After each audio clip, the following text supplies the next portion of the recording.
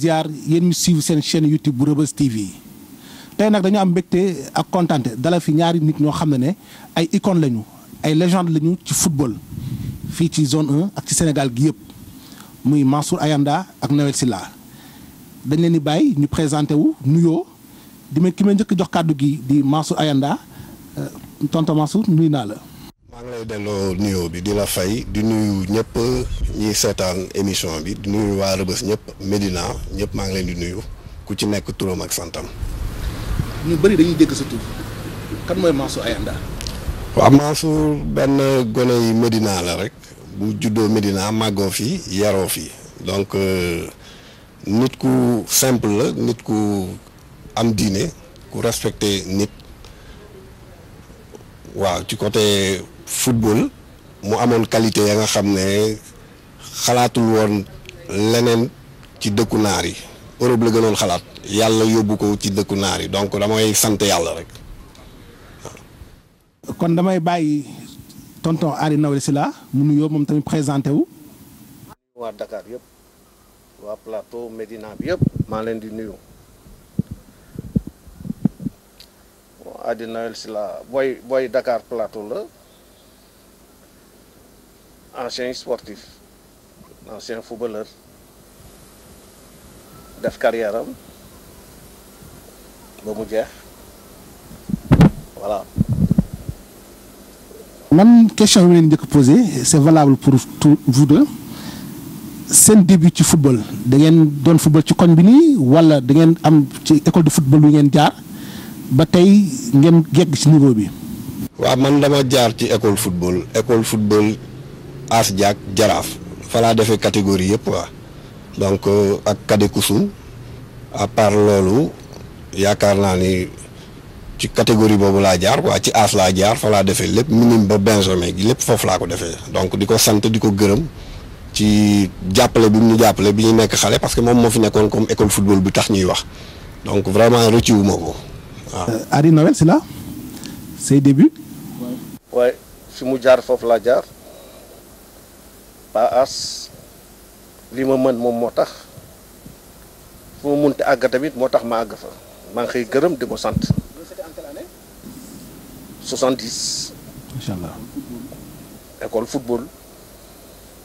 des fois ñu yóbbu ñu nekkee ay ramasseur yenn match yu mag yi. def Benjamin minime cadet junior foofu formation boobu laa def ba As. tey suñu nee Mansour Ayanda wax Noël Sylla ñu bëri seen xel day dem ci nawetaan yéen yow Mansour Ayanda ñëpp kusum lañ la xamee kusum lañ la déggee say début ci nawetaan da nga ñëw rek affaire de koñ da nga dugg wala dafa am ay say xarit yu la ci poussé woon. waaw dama dëkk ci. koñ bi fi ma dëkk presque mun naa ne ci xolu Kusum la donc li ma ci gën a poussé maanaam suñu équipe dafa tolloon benn période ba nga xam ne mënuñu gagné coupe dañuy dem finale demi-finale ñu gagné ñu donc ma nekk booy di naqarlu ci affaire boobu loolu moo ma poussé ma joué sama boo xoolee sax sama première année li ma waxoon moom laa def dama leen di yóbbu finale yàlla def jëluñu coupe bi loolu moo tax 89. ma joué waat nawetaan ba demi-finale bi defe naa laa fi jógee dem France Kusum Xandaalu waroon tase finale joué wu ma ko ci guddi gi laa ñëw donc loolu moo ma gën a poussé daal loolu moo ma gën a poussé tamit boo dëkkee ci quartier nga nekk ndaw toll ci football bu ñu la soxlaa ci nawetaan rek da ngay ñëw am na ñu bari li ma def duñ ko def lu nekk daal nañ ma ko ci wax. warul football warul nangam warul lii warul nangam mais lépp dama topp bëgg-bëgg quartier bi parce que lépp lu ma am quartier bi moo ma ko may tey jii bu ma demee ba am benn tour bi ñoom ñoo ma dooleel donc di leen sant di leen gërëm ñoom it parce que vraiment mësuñu ma bàyyi boo xoolee dama doon jóge bitim réew sax dellu siwaat fii ñu seet si ma ne ma da nga war a jouer ma ñëw jàpp ci te boobu temps damay nekk ci contrat donc loolu la. Noël Sylla noo def ba dugg ci nawetaan. xandaal nga njëkkee ou bien. waaw xandaal dafa am fu ma jaar ñaay cokkeer Sandial après xandaalu.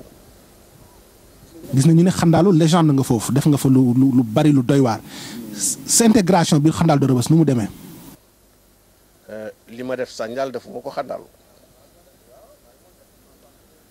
bi maa ngi ñëw Xandaalu en 85 boobu dama joué Sandial jël départemental boobu maa ngi dëkk Rebeuss bu may joué Sandial maa ngi dëkk Rebeuss ma am problème ak waa Sandial yi man maa jël sama xaalis démissionné ñëw football Xandaalu waaye du dërëmu kenn amuñu si dara dañuy football nii rek pour la forme ma doon joué 4 matchs championnat xaar nawetaan bu saison bi jeexee buy ubbi pas jaraaf yi buñ ma gisee ne ma ñëwati na de 4 matchs ma joué 4 matchs xaaraat nawetaan saa yi dama dem ba mu nekk sama deret quoi joué nawetaan moom ma gënoon loo gis même championnat bi ma demee nag ba bàyyi nawetaan bi dama dellu championnat foofu laa jeexalee sama carrière bon Xandaalu tamit marqué nañ ma des beaux jours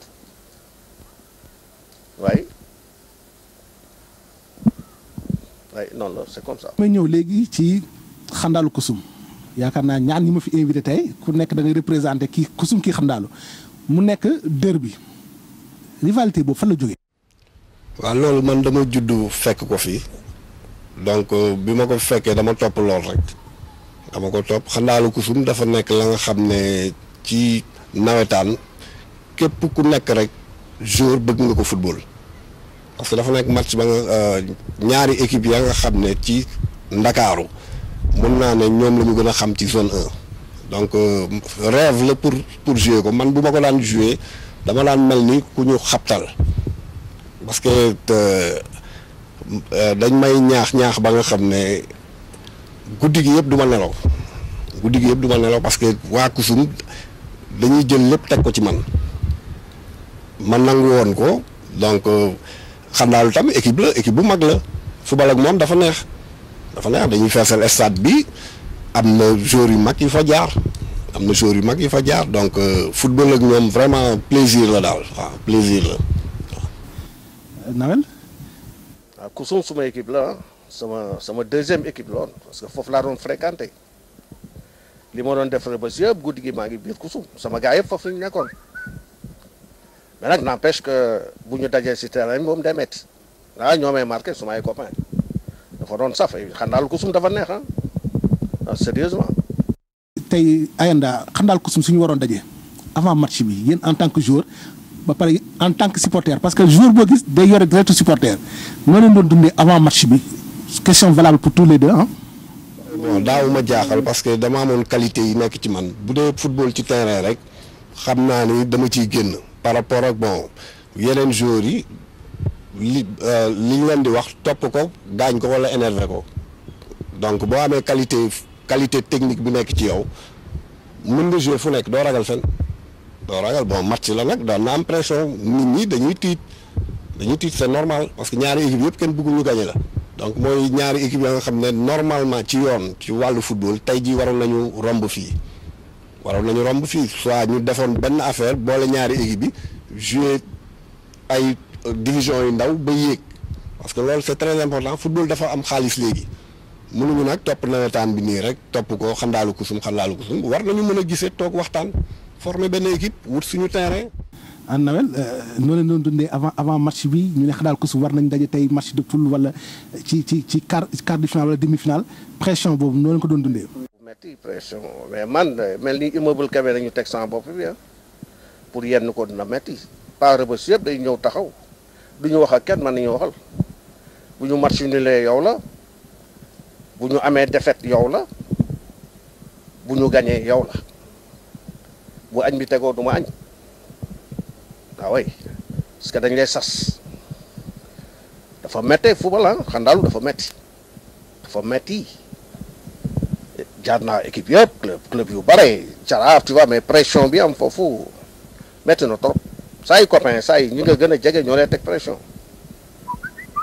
c'est difficile football Xandaalu dafa metti dafa metti il faut nga mën xam li nga mën tu comprends oui pour génn si ak personnalité caractère bu metti oui metti na club bu metti la moo tax it gis nga nu mu mel. tey pendant le match jour ji jot ngeen war a ñëw dugg gis supporters yi nu ñu taxawee stade bi fees dell asiko yi di tëgg nga siggi taxaw ci digg terrain bi siggi xool gis turbine bi boobu loolu noonu yëg seen biir yaram. gën a motivé parce que ñaari équipe yi doole bi ñu am man tey jii en tant que footballeur képp kuy footballeur bëgg nga jouer xandaalu boo laajoon tam joueur xandaalu exemple danaan la bëgg na jouer kusum donc noonu la demee da nga daan ñëw stade bi fees tel asiko yi commencé dóor da ngay gën a mel ni maanaam da ngay mel ni ku ñu yeb waaw parce que loolu c'est très important ñuy tëgg asiko tamit amuñu lenn lu dul loolu lan lañ ci am nawetaan amul xaalis amul dara ñaata nit ñoo ci blessé kenn mënu la ko wax équipe bu gagné coupe lan lay am dara équipement rek lañ lay jox donc war nañu mën a waxtaan équipe yi toog waxtaan ba ut pexe parce que tamit mooy li ma la wax football tollootul fii dootul foo ah dootul foo ñu bari nag dañ defe ne foo la mais dootul foo donc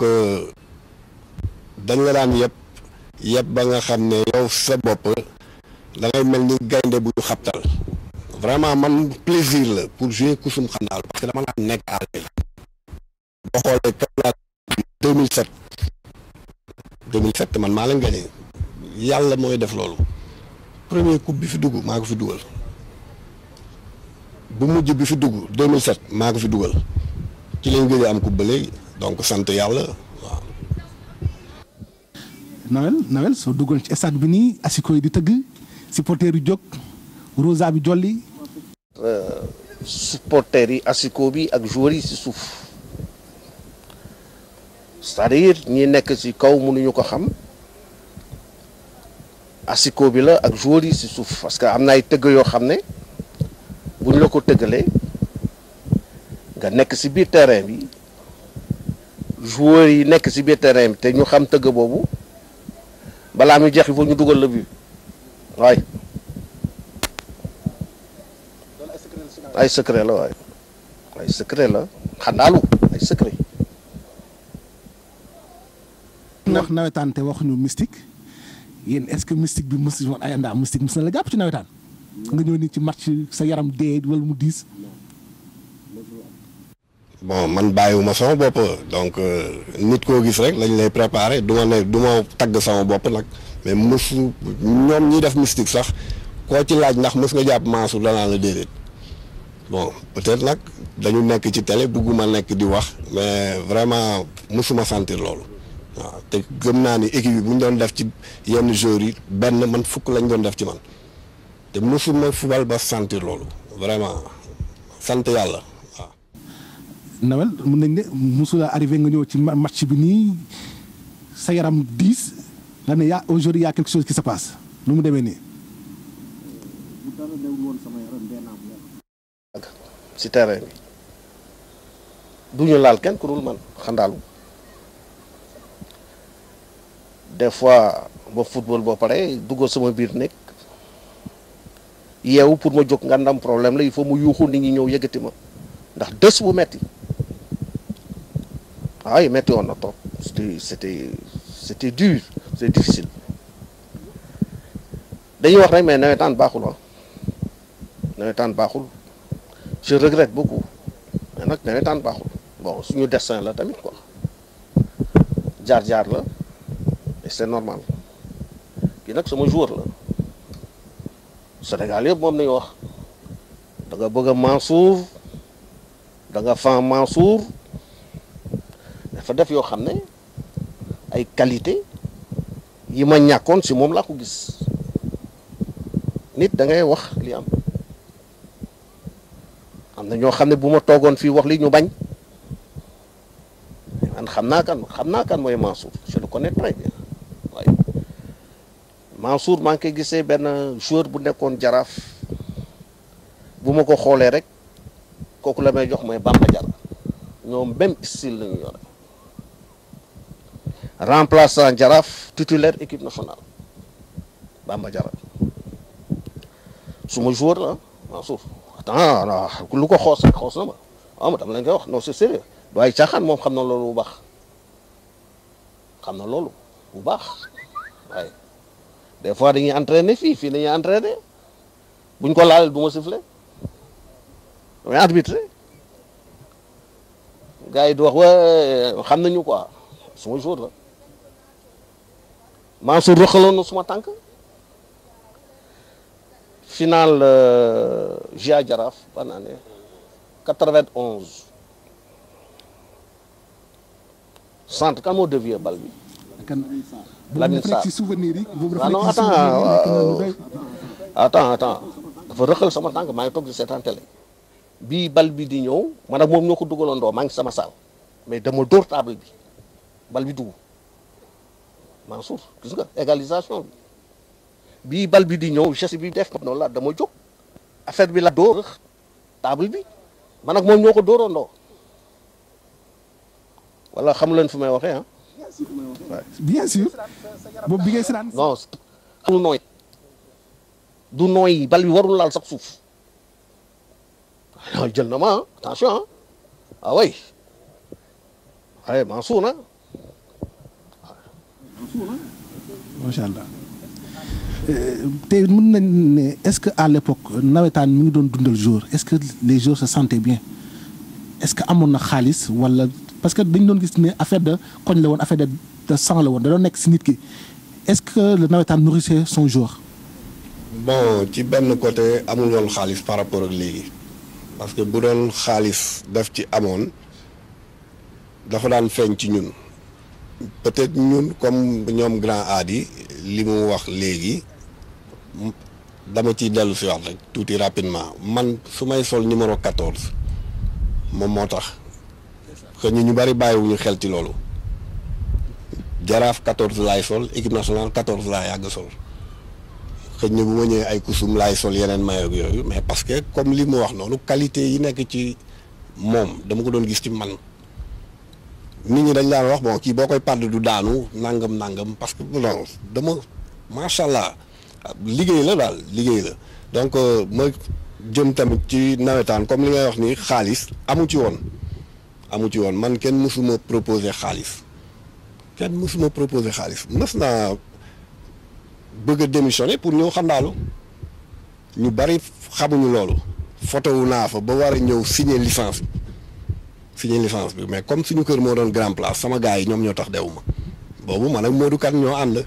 parce que dañu joué benn tournoi fii Ibamar ñu mënee xandaalu 2-0 man maa dugal ak Fédé xandaalu jëli ñu 2-2 match boobu yeggul am histoire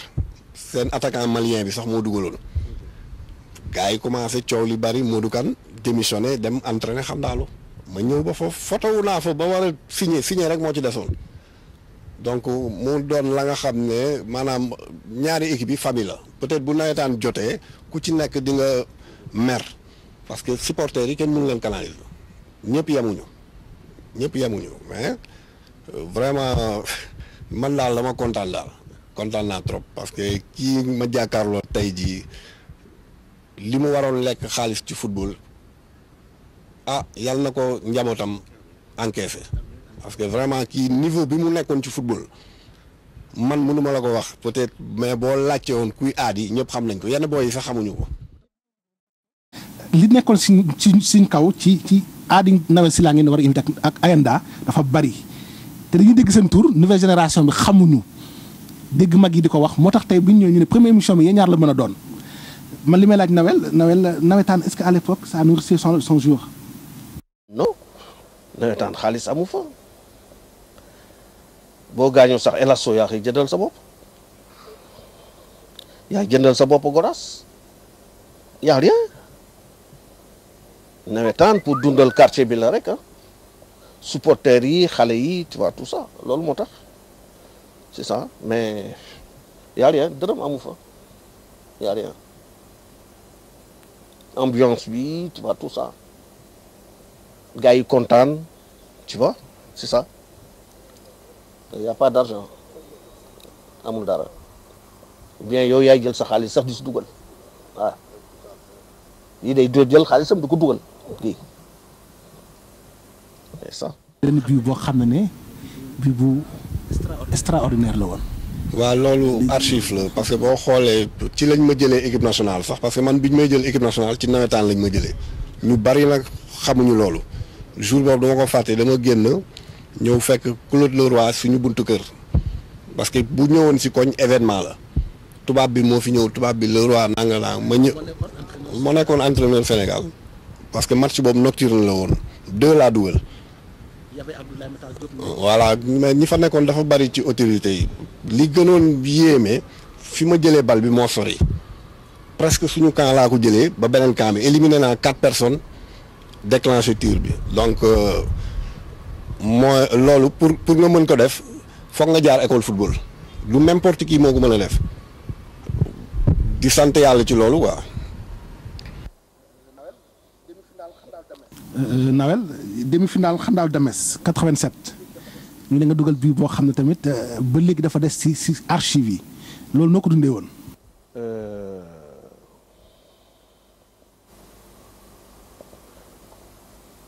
Gondul Damels bi yàlla na suuf sedd ci kawam Ousmane Sy mu nekk suma rakk maa ngi koy ñaanal yàlla kii àjjana yu gën a kawe dañu toog regroupement maa ngi waxtaan ak Karim Dramé ne ko ñaari joueur moo am zone 1 bu ñu nekkee ci terrain bi góol warul génn camp yi mooy man ak Mansour parce que manque de respect la ñu nekk ci biir terrain mi ngi génn sa camp manque de respect la quoi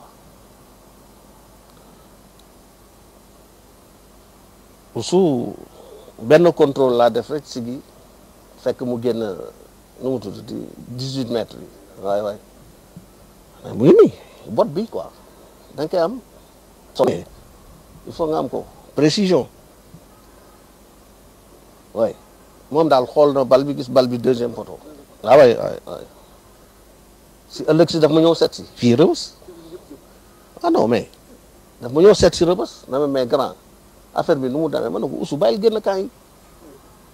def naa la ko 86 mooy bitu 17 secondes yooyu supporters yi sax gis ñu bi ñëpp a ngi si biti tu vois ma ne ko bàyyil di génn camp yi Oussou tu es un grand gardien Sénégal yëpp moo fi mën xam bu ma nekkee seen des titres man je ne sais pas.